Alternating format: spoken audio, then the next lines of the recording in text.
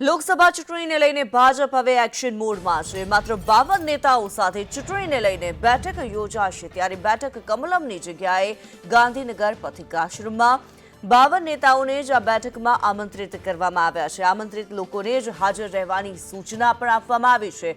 CM પ્રદેશ પ્રમુખ સી.આર. પાટીલ આ બેઠકમાં હાજર રહેશે। રાજ્ય સરકારના 10 જેટલા મંત્રીઓ આ બેઠકમાં હાજર રહેશે। કેન્દ્રીય મંત્રી પરસોત્તમ રૂપાલા, મનસુખ માંડવિયા પણ આ બેઠકમાં હાજર રહેશે, ત્યારે પૂર્વ મુખ્યમંત્રી વિજય રૂપાણી આ બેઠકમાં હાજર રહેશે। મંત્રી કુબેર ડિંડોર, કુંવરજી બાવળિયા ઉપસ્થિત રહેશે। મંત્રી જગદીશ વિશ્વકર્મા અને પૂર્વ મંત્રી આર.સી. ફળદુ પણ આ બેઠકમાં હાજર રહેશે, ત્યારે ભાજપના રાષ્ટ્રીય મહામંત્રી તરુણ ચુગ આ બેઠકમાં હાજર રહેશે।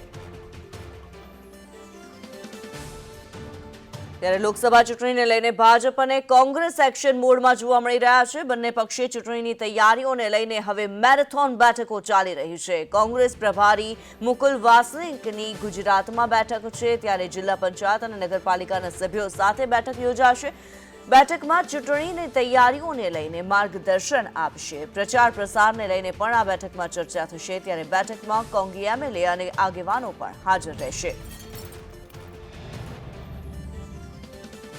ત્યારે ગુજરાત કોંગ્રેસ પ્રભારી મુકુલ વાસનિક 2 દિવસના ગુજરાત પ્રવાસે છે। લોકસભાની ચૂંટણીને લઈને ગુજરાત કોંગ્રેસ દ્વારા પણ તૈયારીઓ કરવામાં આવી છે। પ્રભારી મુકુલ વાસનિક ગુજરાત પ્રવાસ દરમિયાન પોલિટિકલ અફેર્સ કમિટી, પ્રદેશ ઇલેક્શન કમિટી અને ધારાસભ્યો સાથે મીટિંગ કરશે।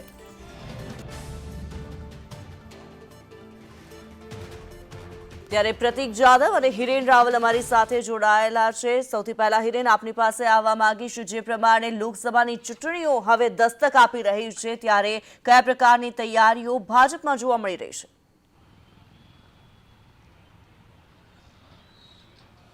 તો ભારતીય જનતા પાર્ટીએ ગયા અઠવાડિયે જ કમલમ ખાતે એક પ્રદેશ સ્તરની બેઠક બોલાવી હતી અને એ બેઠક પરથી જ ભાજપે લોકસભા ચૂંટણીના સીધા કાર્યક્રમો અને તેની બેઠકો આયોજનની શરૂઆત કરી દીધી હતી અને એના જ ભાગરૂપે આજે સવારથી ગાંધીનગર ખાતે એક ખાનગી હોટલની અંદર આ બેઠક શરૂ થઈ છે, જેમાં પ્રદેશ પ્રમુખ સી.આર. પાટીલ, મુખ્યમંત્રી ભૂપેન્દ્ર પટેલ ઉપરાંત તત્કાલીન મુખ્યમંત્રી વિજય રૂપાણી, સરકારમાં પૂર્વ મંત્રીઓ હતા એવા પ્રદીપસિંહ જાડેજા, આર.સી. ફળદુ, પ્રદીપસિંહ જાડેજા, ભૂપેન્દ્રસિંહ ચુડાસમા, આ તમામ લોકોને આ બેઠકની અંદર હાજર રાખવામાં આવે છે। સિનિયર નેતાઓમાં પ્રદેશ સંગઠનમાંથી સંગઠન મહામંત્રી ઉપરાંત રાષ્ટ્રીય સ્તરેથી તરુણ ચુગ, કે જો રાષ્ટ્રીય મહામંત્રી છે, એ પણ આ બેઠકની અંદર હાજર છે।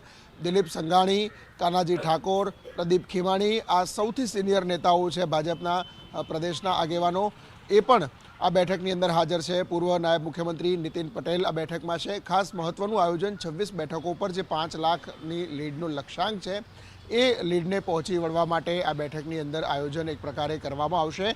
બેઠકને પ્રદેશ દ્વારા આયોજન બેઠક એ પ્રકારે નામ પણ આપવામાં આવ્યું છે। જે પણ લોકસભા મત વિસ્તારની અંદર ગત વિધાનસભા અને એના પહેલાંની લોકસભા ચૂંટણીમાં જે પ્લસ માઇનસ મતની સ્થિતિએ રહી છે, કયા બૂથો માઇનસ રહ્યા છે, એ બૂથોને મજબૂત કરવા માટે જાતિ આધારિત વોટ છે, એ પણ ભાજપને સૌથી મોટો નુકસાન અથવા તો ફાયદો ક્યાં થયો છે, એ બાબતો પણ ચકાસી અને એને કેવી રીતે પ્લસમાં કરી શકવા, એ બાબતોનું પણ ઝીણામાં ઝીણું આયોજન આ બેઠકની અંદર કરવામાં આવશે। સાથે જે ક્લસ્ટર બનાવવામાં આવ્યા છે, એ ક્લસ્ટરના ઇન્ચાર્જ છે એવા તમામ 8 લોકોને પણ આ બેઠકમાં હાજર રાખવામાં આવ્યા છે। એક પ્રકારે લોકસભા ચૂંટણીની શરૂઆત થઈ ચૂકી છે અને એના આયોજનના ભાગરૂપે પાર્ટીએ ધીમે ધીમે નીચે સુધી કેવી રીતે પહોંચવું, જે બાબતો સીધી મતને અસર કરે છે, એ બાબતોને કેવી રીતે હેન્ડલ કરવી, મત ક્યાંય બગડે નહીં, એ બાબતો પણ આ બેઠકની અંદર ચર્ચા કરવામાં આવશે। ક્રમશઃ એક બાદ એક મુદ્દાઓ પર ભારતીય જનતા પાર્ટી આગળ વધી રહી છે। આજની બેઠક પછી નવી નિયુક્તિઓ કેટલીક છે લોકસભાને લઈને, એ પણ જાહેર કરવામાં આવશે। જી હિરેન, આપ અમારી સાથે જોડાયેલા રહેશો। પ્રતિક, આપની પાસે આવવા માંગીશ। આ તો ભાજપની વાત થઈ, પરંતુ કોંગ્રેસ પાર્ટીની કેવી તૈયારી છે લોકસભા ચૂંટણીને લઈને?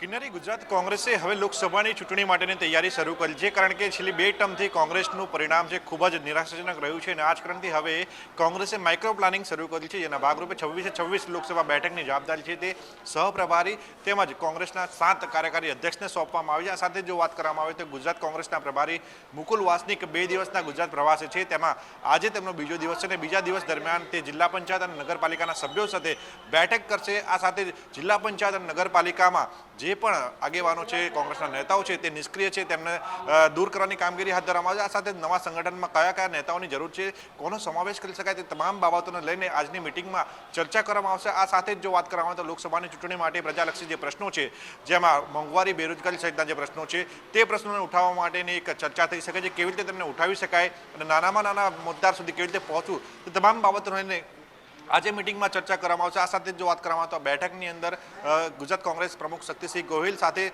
કાર્યકારી અધ્યક્ષ અને ગુજરાતના જે ધારાસભ્યો છે તે ઉપસ્થિત રહેશે, જેથી કરીને તમામ જે જિલ્લા પંચાયત અને નગરપાલિકાના સભ્યો આવે છે તેમને તમામ માહિતી સાથે રૂબરૂ કરી શકાય, સાથે જ કેવી રીતે મતદારોને આકર્ષી શકાય, કારણ કે લોકસભાની ચૂંટણીમાં કોઈ નાના મુદ્દા નથી હોતા, પરંતુ જે મુદ્દાઓ છે તે દેશવ્યાપી મુદ્દાઓ હોય છે અને આ જ કારણથી આ બેઠક છે ખૂબ જ મહત્વની બની રહેવાની છે. સાથે જ જો વાત કરવામાં આવે તો આગામી સંગઠનની નિમણૂક બાકી છે, ત્યારે ઉત્તરાયણ એટલે કે કમૂરતા પૂરા થાય ત્યારબાદ નવા સંગઠનની જાહેરાત થાય તેવી પણ પૂરેપૂરી શક્યતા સેવાઈ રહી છે. જી, ધન્યવાદ પ્રતીક અને હિરેન આ માહિતી માટે.